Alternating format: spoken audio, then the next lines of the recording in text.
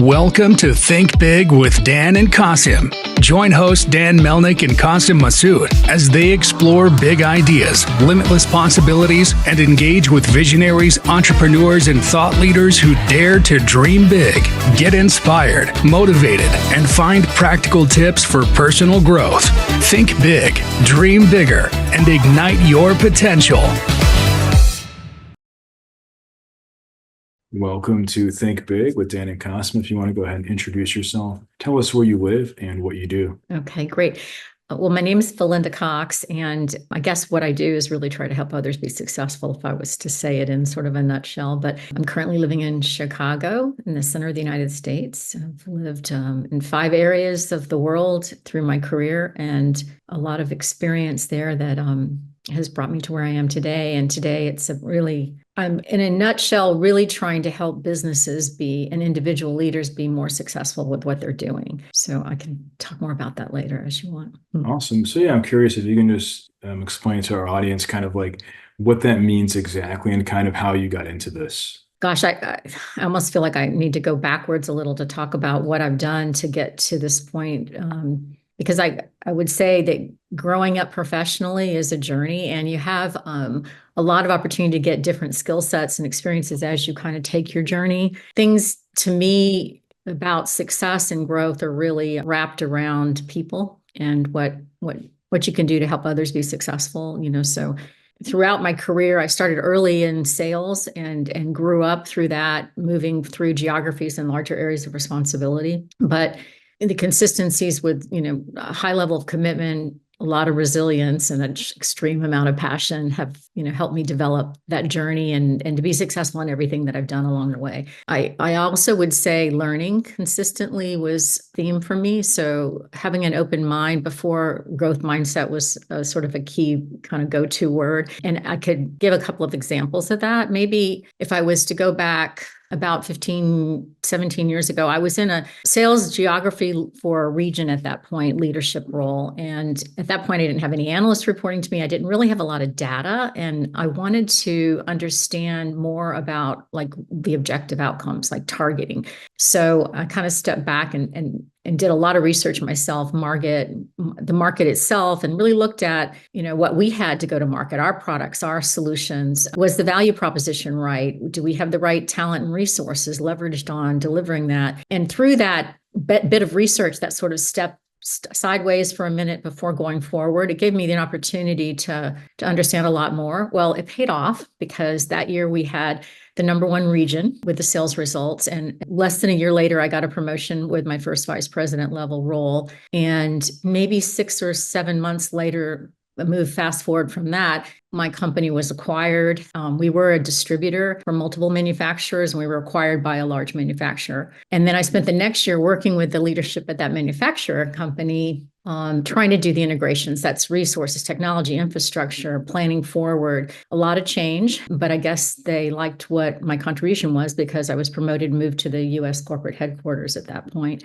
And then I did have resources. So they gave me the organization was the learning organization, the learning group. I had digital marketing as an area of responsibility, but I was also given the analytics team, which I was super excited about because data has always been super important to me. It helps steer. I like making decisions based off of real information, real insights versus just gut and experience. I think gut and experience are super important. But as much as things change today, in this vocal world we're living in, you have to really stop and look at, some of the information that's driving that to make decisions. So as that progressed, I was offered, let me maybe talk about relationships because I think that's another important topic.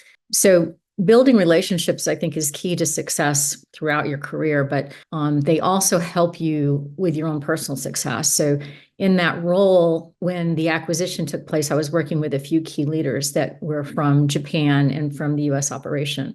So after spending time at the corporate headquarters, I was offered a position to take a larger global responsibility and move to Germany. At that point, I was leading the global business services as a general manager, and then eventually a head of that business operation over about 32 countries. And that position gave me an opportunity to learn a lot more. So I don't know if you guys have ever seen that show, Emily in Paris. It's kind of on right now.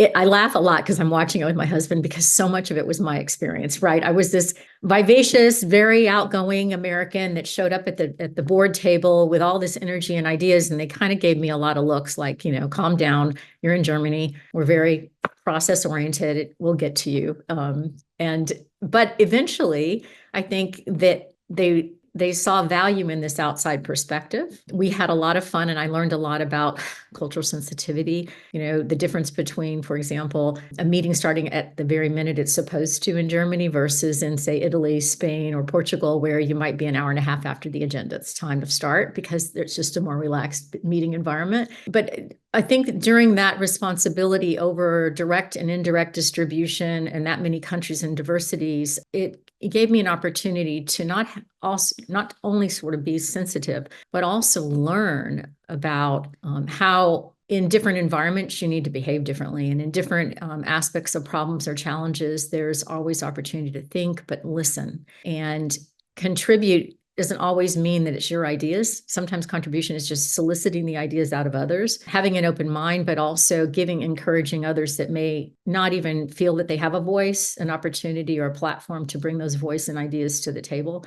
But that was a wonderful learning experience. And then that sort of brings me to the next stage that happened was I was invited to participate in a global learning experience called Ijuku, and it's for a few executives across the world that are invited to go to Japan over a period of 6 months to a year. And we were put into a master's level program with a university in Switzerland called IMD around digital transformation, digital disruption. We worked with some fantastic people like Michael Wade, who wrote the book Digital Vortex. And our challenge was really more about thinking about the future and what was going to happen in the future and what could we do differently for the company. So that came to a crescendo at the point with which the global board over all the business units asked us to present, what can you do differently for the company to make us successful in the future?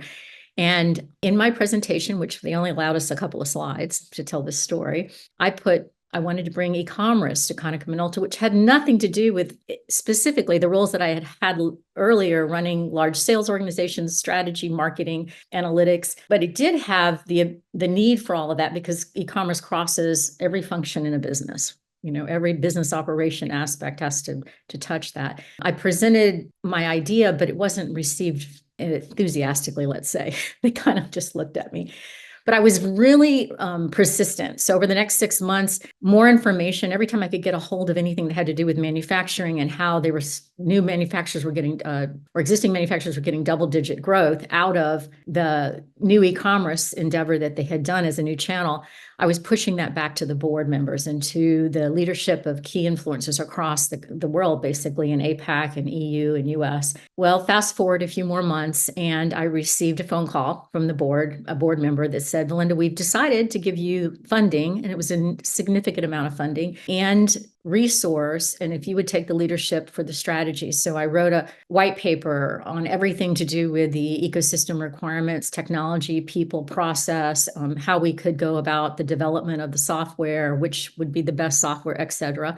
And I started to leverage resources around the world, finding those key influencers, not necessarily titled, but people who people looked at for and respected, people who people listened to, and brought them into a global leadership team where we were leveraging sort of champions across geographies and functions, because this was a real change and disruption. And people in certain areas saw it as competition.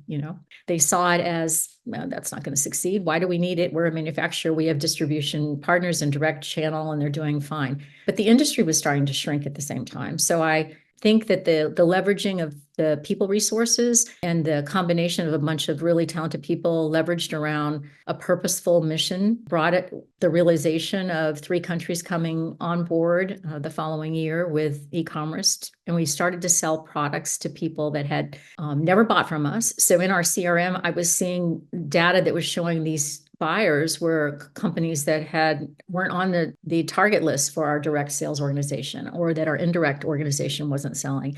And then we brought products online that we had never sold in those channels before. So it was a very rewarding experience. And now, to answer your question, Now I'm no longer working for that Fortune 1000 company, but I'm starting to establish my own consulting business with the approach of a couple of factors that I found to be successful in that journey. One was the voice of customer. So helping others figure out how to get the voice of customer, because we went to market with first a lot of research, a lot of surveys, focus groups. And I also established an executive board with the company's executives and the customers and prospects executives coming into pretty cool meeting environments where they could exchange ideas. And we had innovation in those ideas presented and feedback. So when we approached the go-to-market, it was based on insights of the people that really were the ones consuming versus, hey, we've got great ideas and everything that the papers say and all the data says this is what we should do. It was great information, but I wanted to validate that to be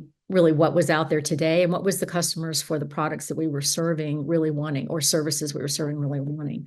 So now, I'm really trying to work with leaders in businesses that aren't Fortune 1000, that are more startups and smaller and medium-sized companies that need help with either their sales go-to-market strategy across some of these challenges and obstacles that have occurred with what I was just describing, or more importantly, little things like how do they set up an executive advisory board for their customers and their executives to interface once a quarter and learn what they need and what they want, but also giving an opportunity for the companies to present what they're thinking and to validate that direction is right for them so that they can get fast forward to success. That's awesome. Yeah, I mean, you definitely have lots of experience, and it's cool how you're kind of transitioning from working with large companies to more so startups. So on that note, I'm curious kind of in terms of types of organizations where you think that you like add the most value, is it like a certain vertical, or I guess like what does that look like in your mind? Well, since I've been in technology for so long, that's where I've started. I've had a few CEOs. This last week, I met with a CEO where, his challenge wasn't so much the technology itself. He understood what he was doing with his technology, his developers, great concept, and one of the evolving areas. But he wasn't a sales guy and he wasn't a marketeer. So there were a lot of questions I was asking him, like, that I think helped validate to him that he needed some help. So I think there's a lot of satisfaction from my side that comes from working with really smart people who know what they're doing, or they might have a great idea, but then helping hone that. And that comes from, investigating, like, what have you been doing in certain areas and getting the data, going back to that information validation part, getting the data and from them. If they don't have the answers, it's a great realization that, oh, we've got some work to do. And the work together is what's going to accomplish that better outcome for their business evolution. 100%. And you mentioned obviously that you have lots of experience internationally. So in terms of organization that you're kind of working with now, or like looking to work with, are they mostly here in the States, or are you also kind of targeting other markets like Europe or Asia, for example? Well, of course, let me answer that a couple ways. Yes, the answer is I'm working more internationally, both with US companies and more companies or leadership that's coming from other areas of the world. My APAC experience was more working with my company that was located in Japan. I visited areas like Singapore, Shanghai, Beijing, but their businesses are very different in the East, as Europe is very different from the US. I think that global experience helps me identify and ask the right questions. But my focus is more for sort of Middle East, Europe, and US, and businesses that are really getting started there, or they're in a certain stage of progression where they need some help, or an individual leader. I've got a couple of CEOs who've contacted me and they just want help themselves. It's sort of a contract for the time with them to consult on some of their challenges they're facing. So Awesome. So in terms of like your, kind of new practice, is it, I guess like what made you want to go from, working in a company to kind of starting your own business now, or you could say consulting practice? yeah, well, I'm under an NDA, so I can't tell you a complete answer to that question Sure. at this point. But where I am right now is, I guess, at a stage where I'm wanting to help others. I've kind of gotten past the point where, I want to get that recognition or receive that promotion or make more money. It's, of course, money is important and I want to continue to earn a good income. But at the same time, it's much more fulfilling when I can see that I've added value to someone's business direction or their business plan. For sure. So obviously, because you mentioned earlier that you were traveling a good amount in the past. And now in 2024, I mean, obviously we're talking on a Zoom call. It's a much more digital world. So do you feel like it's, easier or more challenging? I guess, like, what does that look like in your mind in terms of just like how you work with people in person versus virtually? Well, I think you're absolutely right that, COVID changed the world as far as the way we can connect, but the digital tools today give us the ability to scale ourselves and our organizations. So we can reach all around the world without the travel. Now, travel is still part of it. You still, there's nothing that replaces getting together, because before this call or after this call, we might have had a coffee, we might have gotten to know each other on a different level. So I do believe that, personal engagement is super important. But as far as, getting things done, having, an agile approach where you're doing a stand up with an organization, you're reviewing what's happened yesterday or today and going forward, that kind of work can easily be done more remotely. I think a lot of the consultants world is now more profitable as a result of that, but, less travel. But I still believe that the human interaction is really critical for you to expand the relationships at a deeper level. 100%. So what would you say is like the one biggest piece of advice that you wish you knew before you got started? Oh gosh, there's so much. Mm. I think one thing that I was thinking about as I was moving into this next chapter was like what my key strengths are. I did it years ago. I did a strengths evaluation in one of my executive leadership development things, and it helped give me more satisfaction to understand how do I apply my strengths in a way that I can add value. So that would be one thing I would say to people is, figure out what your strengths are. There's a few organizations out there that help you do that. You can do them online with surveys, and then it's interesting to reflect on the outcome of the questions to see, that they really did get it right with me. And these questions are a bit random, but there's two areas in that. One had to do with, what are your core values? Who are you? How do you show up just as who you are? And the other is more about the strengths that you've learned through your world of experience. And that changes, of course. And I think that understanding those and helping, once you've understood those, to help you figure out, like, if I'm going to be really happy, it would be to use my best strengths. So I think that would be one that's more personal about yourself, as you look forward and do your planning. But others are, for me,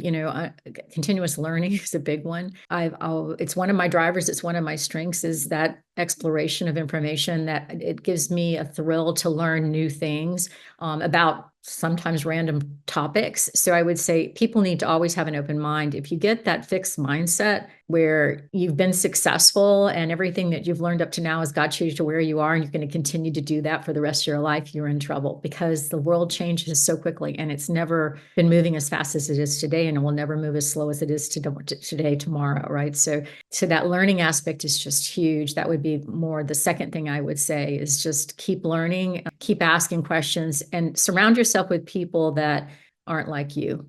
Find diversity in thought, whether that's the team that reports with you or it's the leadership that you're reporting to. If you have everyone thinking the same, that group thought becomes narrow, and you want to continuously expand so that you can meet the demands of the changing market and the customers, and you understand both for your own personal growth as well. 100%. So if somebody watching this wanted to reach out to you, wanted to work with you, do you mind sharing your website, social media, I guess, best ways to get in contact? Yeah, I think the best way to get in contact with me is Velinda Cox. You can find me on LinkedIn, and as well, at just my first and last name at iCloud.com. I love to talk to people, not necessarily in financial engagement, but because that also helps me learn, if you've got a problem, and then we can discuss how we might work together if that's the way it needs to go.